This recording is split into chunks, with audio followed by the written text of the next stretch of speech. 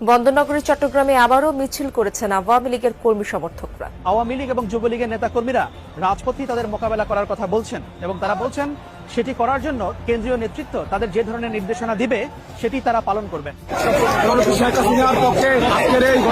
বাংলাদেশ আওয়ামী লীগ এমন একটা দল, এই দলকে নিশ্চিহ্ন করার মতো কোনো ক্ষমতা কারো নাই। 5ই আগস্ট আমরা স্বাধীন করেছি, এটা কিসের স্বাধীন? কোন স্বাধীন? আমার দৃষ্টিকোণ থেকে এটা কোনো স্বাধীন না। স্বাধীন হয়েছে 1971 সালে, 30 লক্ষ লোক মারা গেছে, 2 লক্ষ মা বোনের ইজ্জতের বিনিময় স্বাধীন। ইউনূস হটাও দেশ বাঁচাও স্লোগানে আবারও উত্তাল চট্টগ্রামের রাজপথ। হামলা মামলা দিয়ে দমিয়ে রাখা যাচ্ছে না দলটির কর্মী সমর্থকদের। সকল ভয়ভীতি কাটিয়ে রাজপথে সক্রিয় হয়ে উঠছে আওয়ামী লীগ ও ছাত্রলীগের নেতাকর্মীরা। আওয়ামী লীগকে যদি আমরা ইলেকশনে আনতে পারি তাহলে তো একটা লেজিটিমেসি আমরা আওয়ামী লীগের থেকে পেয়ে গেলাম। আওয়ামী লীগ রাজপথে মিটিং মিছিল করতেছে, এনজিও মার্কা উপদেষ্টা, তাদেরকে দিয়ে এই দেশ চলবে না। এই সংস্কার আমরা গুল্লি মারি, এই সরকারও আমাদের লাগবে না। শুধু চট্টগ্রাম নয়, ঢাকা সহ দেশের বিভিন্ন স্থানে বিশাল বিক্ষোভ সমাবেশ করেছে আওয়ামী লীগ ও ছাত্রলীগের নেতাকর্মীরা।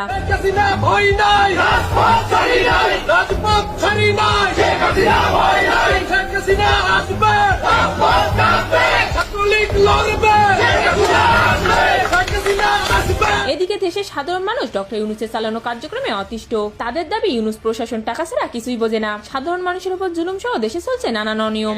সরকারই ভালো ছিল, ডক্টর ইউনূস সাহেব ওনার মতো ভদ্রলোক দেশ চালানোর ওনার যোগ্যতা নাই। যোগ্য ব্যক্তি তাহলে হাসিনাই আসছিল, আমি চাই আওয়ামী লীগ চলুক। দেশটা স্বাধীন হচ্ছে শেখ মুজিবুর না, উনি ভালো ছিল, কারণ পেট করে ভাত খাইতে পারতাম, এখন পয়সা টাকা দিতে পারি না, নিজেও চলতে পারি।